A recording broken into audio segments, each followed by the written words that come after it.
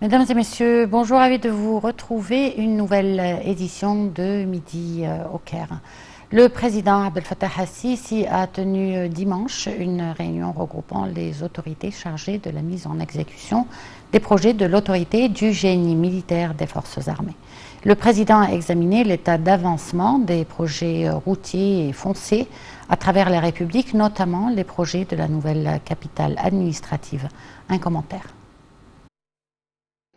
Le président Abdel Fattah el-Sisi a rencontré hier le major général Amir Saïd Ahmed, conseiller du président de la République pour l'urbanisme, le chef d'état-major Hichem el-Souifi, chef de l'autorité du génie des forces armées, le major général Ahmed al-Azazi, vice-président de l'autorité du génie des forces armées, le major général Ashraf al-Arabi, chef du bureau consultatif de l'autorité du génie, et le général de brigade Abdelaziz el-Fiqi, président adjoint de l'autorité du génie pour la conception des routes.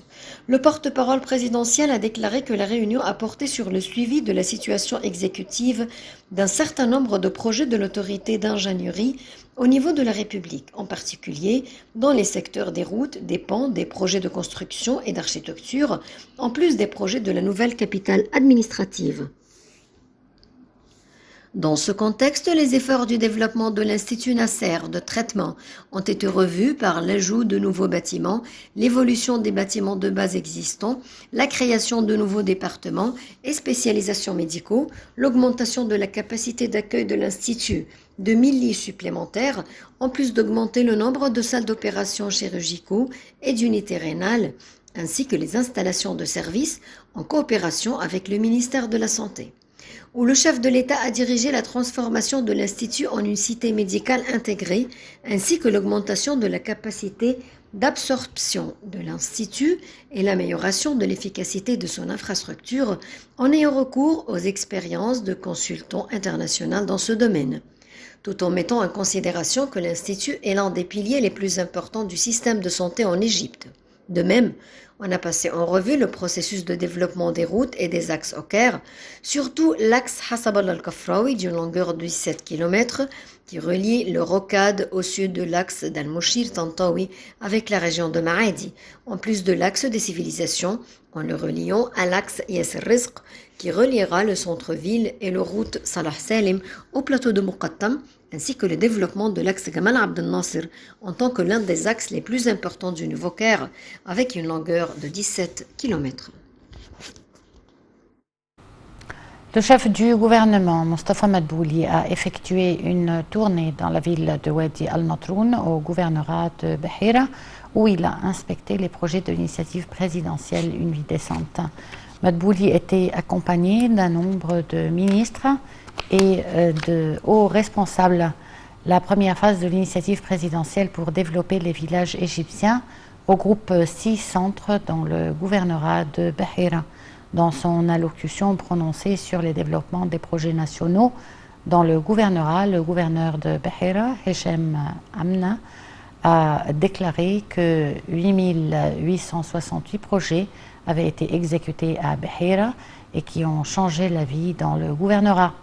Le gouverneur a ajouté que 54 projets dans le domaine du drainage sanitaire sont en cours de construction d'un coût de près de 9 milliards de livres égyptiennes.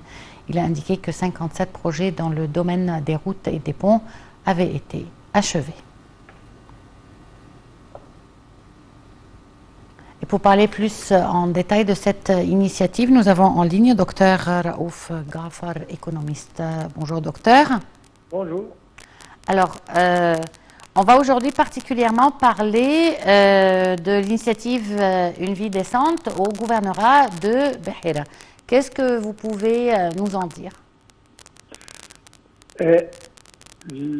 Comme vous avez dit, l'initiative Vie décente, c'est une initiative très ambitieuse. À mon opinion, c'est le but ultime du président et de l'administration d'élever et de hausser, d'améliorer la vie du citoyen égyptien. Et ça, c'est une chose très, très, très importante, de tous les points de vue, dans tous les domaines. Le gouvernorat de Bahira, c'est un de beaucoup de gouvernorats. D'ailleurs, à peu près tous les gouvernements de l'Égypte vont avoir une partie de cette initiative. Cette fois-ci, le Premier ministre a inauguré quelques projets. On parle de 1000 et quelques projets, hein, mais on va les construire au fur et à mesure. Mais en principe, comme je viens de dire, ça vise vers l'amélioration du train de vie du citoyen égyptien, ce qui veut dire que si jamais le citoyen se sent mieux, sa vie s'améliore, ça se reflète sur tout le pays. Et puis c'est le pays qui s'améliore. Vous avez parlé de réseaux routiers, vous avez parlé de projets d'assainissement, vous avez parlé de tellement de projets, méga projets, infrastructures et autres, pour justement arriver à ce but très, très ambitieux. Bon, docteur Raouf Ghafar, question classique, comment cela va se refléter sur l'économie égyptienne? Et à mon opinion, le fait que les services gouvernementaux vont jusqu'aux citoyens et non pas, c'est-à-dire tous les services, tous les agences gouvernementales, etc., vont chez le citoyen pour lui offrir et lui rendre tous les services voulus. Ça économise du temps, ça économise de l'effort, ça augmente la productivité du citoyen et ça se reflète directement sur l'économie. Décentralisation, partout dans le monde, c'est ce qui arrive. Nous ne sommes pas différents. Il ne faut pas se concentrer dans les grandes villes. Donc, mais il faut justement aller où les citoyens existent, leur offrir tout ce qu'il leur faut sur le plan éducation, sur le plan santé, sur même les plans investissement, si jamais il a besoin d'un coup de main sur le plan financier, etc., pour établir un projet ou une industrie, on va chez lui et on lui présente ce qu'il faut et ce qu'il veut. Ça, c'est, à mon opinion, une chose très importante. Et comme je viens de dire, ça prend place dans tous les pays industrialisés et nous sommes sur cette bonne voie nouvelle.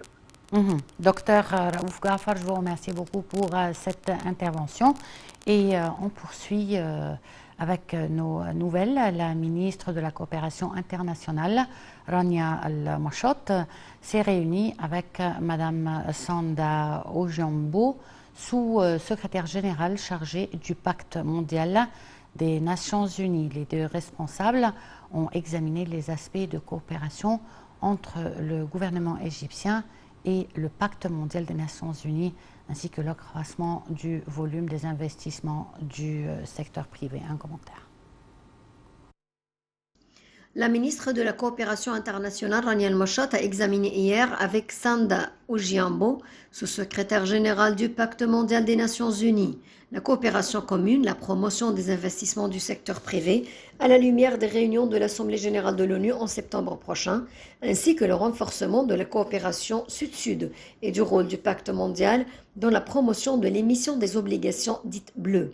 Dans un communiqué de presse, Mme El-Machot a indiqué que l'Égypte, en tant que membre fondateur des Nations Unies, avait développé une vision à long terme pour la mise en œuvre des objectifs de développement durable 2030, conformément aux priorités et à la vision du pays 2030 et dans le cadre du lancement de la stratégie nationale sur le changement climatique 2050.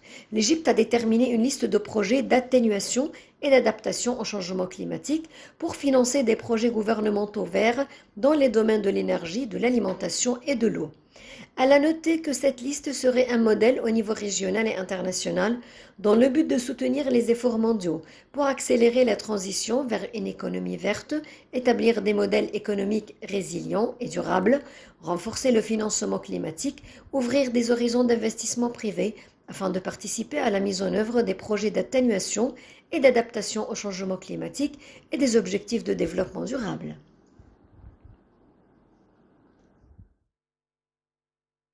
Bien voilà, c'était donc tout, mesdames et messieurs, pour ce programme. Merci de l'avoir suivi agréablement avec la suite de nos programmes.